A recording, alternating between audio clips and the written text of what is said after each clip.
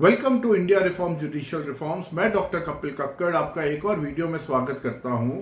आज आप इस वीडियो में देखेंगे 14 साल से हस्बैंड वाइफ के बीच में केस पे केस चल रहा है और फाइनली एक हाई कोर्ट के जज साहब उनको कहते हैं कि दोनों का समझौता कॉम्प्रोमाइज होना चाहिए।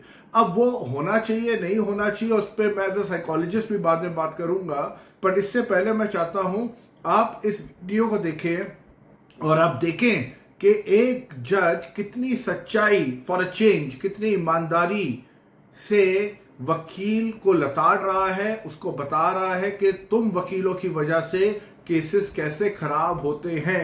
दिस ऑल्सो रिमाइंड्स मी, एक जस्टिस दीपक मिश्रा थे, उन्होंने यही तक कह दिया था the lawyers should be kept away from family matters. तो चलिए पहले ये वीडियो देखते हैं, फिर आगे बात करेंगे। 14 years, na? 14 years. So you both are fighting. Right. So virtually you have become a court birds. हाँ, बहस करें, करें। बहस नहीं, एक बेटी है इनकी and she is very intelligent, तो you should at least talk to his daughter और कुछ नहीं। नहीं, आप थोड़ा सा और वार्म अप करो उनको, नहीं, ताकि वो तय वो बहस करो जितनी बहस कर सकते हो। Sir I will explain my client, I am agreeing to that. यानी जो चीज कहीं इसको हो रहा होगा वो वकील साहबान लोग जो है, अरे घबराते क्यों हम, है ना सर? अरे ये नाक से रगड़वा देंगे इसको, हम तुमको इतना दिलवा देंगे, ये करा देंगे, बोलो।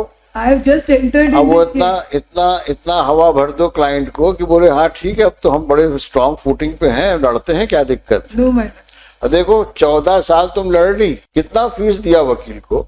तो जैसे अभी आपने इस वीडियो में देखा कि जो जज साहब हैं वो क्या बोल रहे हैं वकील को कि आप और हवा भरिए, आप और ऐसा करिए, आपको ये करिए, क्योंकि ये फैक्ट है कि वकीलों का क्या काम है, अपने क्लाइंट्स को इतना ये लोग चढ़ा देते हैं, इतनी झूठी उम्मीदें दे देते हैं, इतनी बड़ी बड़ी बातें बोल देते हैं कि क्लाइंट को लगता है अब तो मैं सामने वाले को, अपने चाहे हस्बैंड है या वाइफ है, उसको सबक भी सिखाऊंगा, और क्लाइंट को लगता है जीत उसकी होगी और हक और असलियत में जीत किसकी होती है? वकीलों की। इसलिए वकीलों से आपको सावधान रहना चाहिए, स्पेशली जो फैमिली मैटर्स होते हैं उसमें साइकोलॉजिस्ट की राय लीजिए, उसके अंदर अपने घर के जो लोग हैं जो सुलह करवाना चाहते हैं, अगर जेन्युइन सुलह है तो उनकी साइड लीजिए।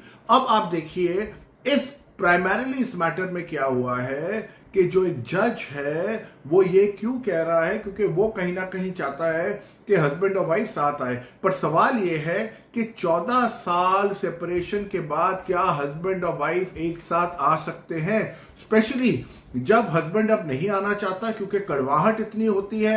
ये वकील इतना सारे केसेस, डोमेस्टिक वायलेंस, 125 सीआरपीसी, फलाना ढमकाना, इतने सारे केसेस, मेंटेनेंस, इतने केसेस आदमी के ऊपर डाल देते हैं कि आदमी को कोर्ट से तो पता चल जाता है कि उसको न्याय कभी नहीं मिलेगा, बट उसकी दूरियां और बढ़ जाती हैं। और खासकर क्योंकि ज्यादातर केसेस महिलाओं के फेवर में जाते हैं शुरू में, एंड में आप देखेंगे 8 आउट ऑफ 10 टाइम्स आदमियों की विजय होती है, पर अगर वो जीत 10-15 साल बाद हो तो वो हारी है।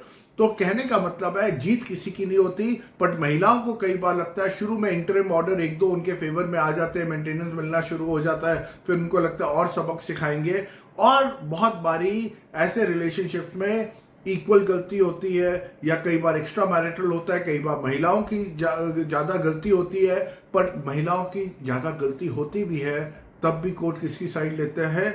महिलाओं की। अब यहां पे मैं थोड़ा और आगे चलूंगा। जज साहब ये कहते हैं कि 14 साल बाद, अब ये आप देखिए इस वीडियो में वो उनको समझा रहे हैं कि भाई कैसे कि आप उनके साथ जाके रहिए। अगर यही चलता रहा तो वो यही होगा, और सुप्रीम कोर्ट में जाकर भी यही होगा, और वहां भी जज साहिबान यही आपसे कहेंगे कि मत लड़ो। इस समझदार लेडी का फर्ज यही होता है, आपको सबको देखना है, हस्बैंड को भी देखना है, इन लॉज को भी देखना है।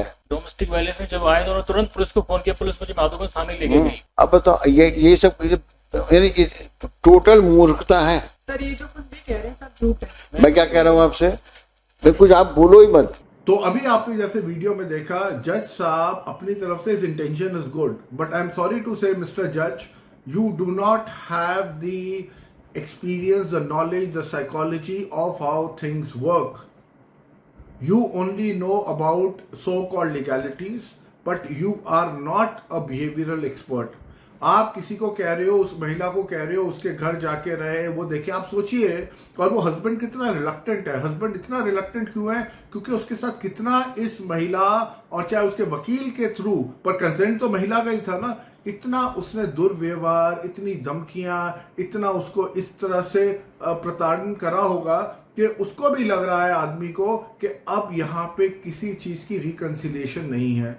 जहां तक बच्चे की बात है, तो बच्चा भी, एक बाप बच्चे के लिए लड़ता रहता है, स्पेशली कस्टडी केसेस में। वकील तो उनको घुमाते रहते हैं और जज उनको ठेंगा दिखाते रहते हैं, पर फैक्ट यहाँ पे ये है कि जो जज साहब हैं उनको ये बात समझ नहीं आ रही कि ये चीज उनके बस की बात नहीं है। He should be sending them to a psychologist। एक साइकोलॉजिस्ट की रिपोर्ट आनी चाहिए, तो उस रिपोर्ट में ये पता होना चाहिए कि बच्चे का फ्यूचर किसके साथ है, उसका इंटरेस्ट किसके साथ है, चाहे मदर के साथ हो चाहे फादर के साथ हो। आप जज साहब, जबकि एंड में जज ने ये नहीं बोला कि आपको जाना ही जाना है, ये ऑर्डर वो दे भी नहीं सकते थे, बट जज का इंटेंशन ठीक था। बट ये पूरा जुडिशियल प्रोसेस जो 14 साल चला है, 14 साल में इस फैमिली को जो तबाह करने वाले वकील के साथ कौन है? आपके कोर्ट्स और जजेस हैं। और अगर एक 14 साल बाद एक जज की कॉन्शियंस जागती है, आप सोचिए 22,000 जजेस हैं इस देश में, और 22,000 में से अगर एक जज की कॉन्शियंस जागती है, बट बाकी के लोगों के साथ क्या होगा? 10 लाख से ज्यादा फैमिली कोर्ट केसेस जो पेंडिंग हैं, जहां पे बच्चे इन्वॉल्व है। आप सोचिए ये लोग किस तरह, चाहे जुडिशरी हो, जुडिशरी का मतलब है जजेस हो, चाहे आपके वकील हो, how they are taking you for a ride. And as an adult, एक पढ़े लिखे इंसान होने के बावजूद, you are being taken for a ride. तो इस केस में जो हस्बैंड है उसको क्या करना चाहिए? उसको कंप्लीटली कह देना चाहिए, if he is not okay, कि भाई मैं इस लेडी के साथ नहीं रह सकता, या अगर मेरे पेरेंट्स मानते हैं तो we need some time, we need time to reconcile with this fact कि मुझे इस लेडी के साथ इसको एक और चांस देना है। ऐसे कोर्ट रूम में 5 मिनट में जज ने कहा आप रहिए, ऐसा ये मजाक नहीं हो सकता, ये ऐसा कभी नहीं हो सकता।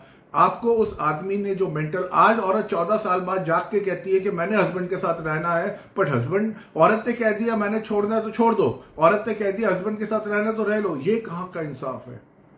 कोर्ट अभी भी कहीं ना कहीं औरत के हिसाब से चल रही। औरत कह रही जी मैं तो रहना चाहती हूँ, तो जज कहते चलो 14 साल हो गए, कोई बात नहीं, अब आप रह लो जाके। अगेन रिस्पेक्टफुली, जज हिज इंटेंशन इज गुड, क्योंकि मैं जजेस के बारे में इतना काइंड होता नहीं हूं, क्योंकि ये होते बेसिकली ग्रेजुएट्स हैं, और ग्रेजुएट्स की मैं मजाक नहीं उड़ा रहा, बट इनको ये उस लेवल पे ग्रेजुएट्स हैं जिनकी कोई अकाउंटेबिलिटी नहीं है। तो हर एक इंसान की यहाँ पे इस देश में अकाउंटेबिलिटी है। But having said what I just said, it is important that this matter should be taken to a psychologist, should an expert, rather than judge trying to become an expert. If you like this video, kindly share it far and wide. Thank you so much.